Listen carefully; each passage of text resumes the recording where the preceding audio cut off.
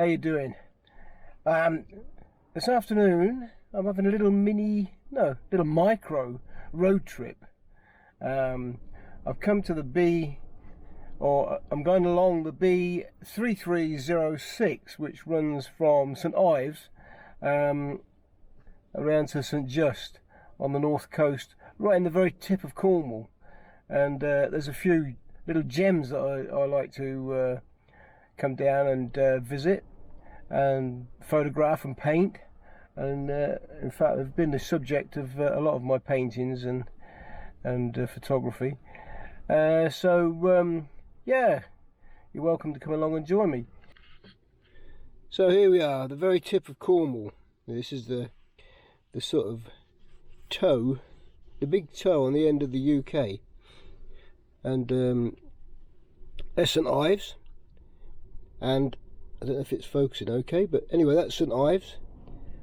And then you've got the B3306, which runs past Zenna, we'll be visiting in a moment, and then down to Morver, which is a little hamlet I like. Pendine, we'll probably pop out to the lighthouse there, and coming round to St Just, and we'll sort of have a look and see what else is of interest along the way there. So behind me you can see Zenor, which is the cairn over there, which overlooks Zenna village. Now I'll try and get down here because it's a bit windy. Yeah. On the other side of Zenor Cairn you've got a place called Cottage, a remote and isolated little cottage where in the 1930s an infamous man named Aleister Crowley was supposed to have held satanic rituals and raised the devil. In the process, one of his disciples, you could say, saw something that they reckon frightened her to death.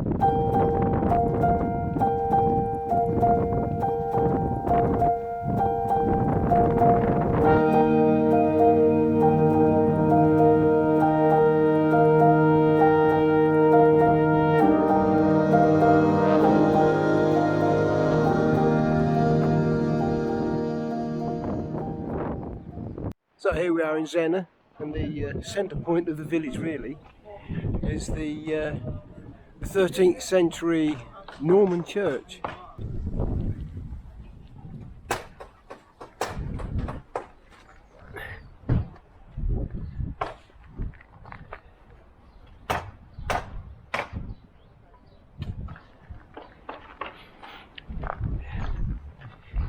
Of course the church is also known synonymous with the mermaid of Zennor. The mermaid of Zennor, she apparently a beautiful mermaid with a beautiful singing voice, lured a young man from the hamlet here, or the village, down to the coast, where he was never seen again. So there's Zenor Cairn from another angle. My introduction was on the other side of the cairn, and where the infamous cottage sits. Also over here, along the B3306, going back towards St Ives, you've got Eagle's Nest, which D.H. Lawrence, the famous author who lived there. Unfortunately, D.H. Lawrence was married to a German woman, he had a German wife. This was at the time of the First World War, and the locals were very suspicious of him, so he ended up having a bit of a tough time, and they basically sort of drove him out really. But yeah, so that's the church and the cemetery. Quite a nice, beautiful spot. A bit of an overcast day today, but that's okay. It's still nice to be out. So that's the old post office. We come around. There's the Tinner's Arms, Zennor Church, 13th century. And if you come behind the Chinner's Arms, you'll find the coast path.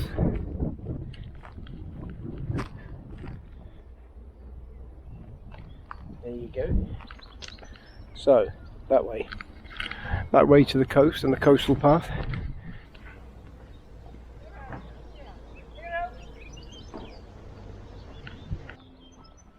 You've got the Zenna wayside, the cafe, and the kind of little museum thing.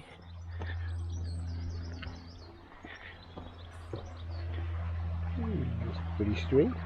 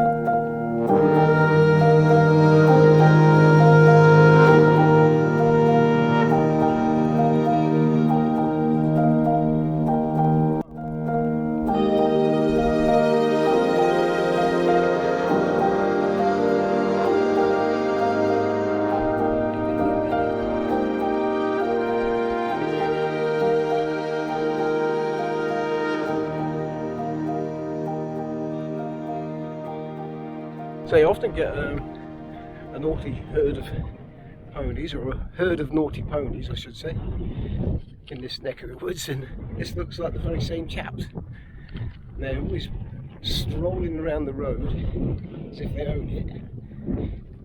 Hello? Hello? Hello, sweetie. Yeah, you're brave, aren't you? Yeah.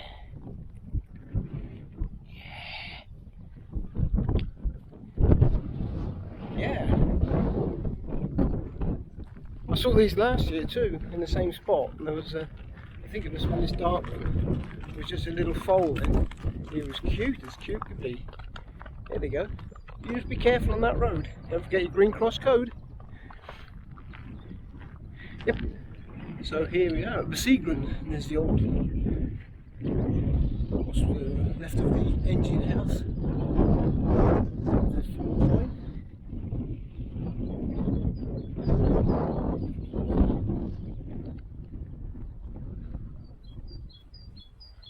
Yep.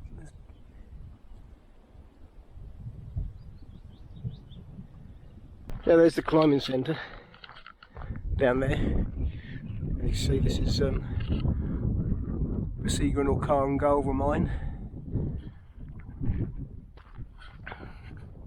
I remember as a young squaddy, many moons ago,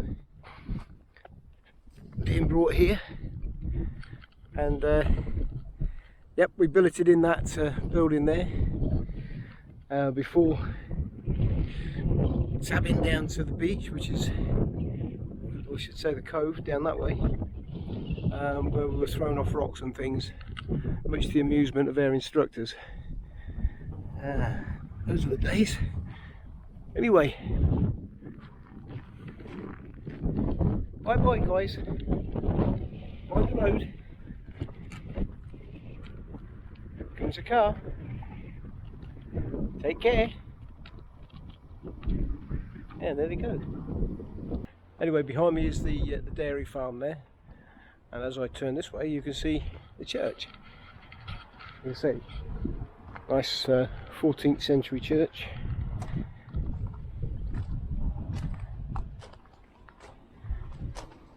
A quiet spot. It's a breezy day. You can hear the wind up in the wires, which It's quite evocative and reminds me of the Wichita Lineman. Remember the song by Glenn Campbell? And that is the Count House, or the old manor house, and it was featured in one of the Poldark series, I think the earlier series, and it was home of Ross and the Melzer. I believe it's at the moment it's looking pretty derelict, but it's a great shame. But I think there's something going on. There's some scaffolding in there, so maybe they're hoping to bring it back to life. Rightly so. Lovely building. Looks a bit spooky. I wonder what it's like to stay in there at night. Now that completes a little journey along the B3306. So here we are in the middle of St Just, and once again we have a church as a centre point. And this is the St Just Town Square. It's a great place to eat, commercial. Butchers, Warren's Bakery, King's Arms, the church.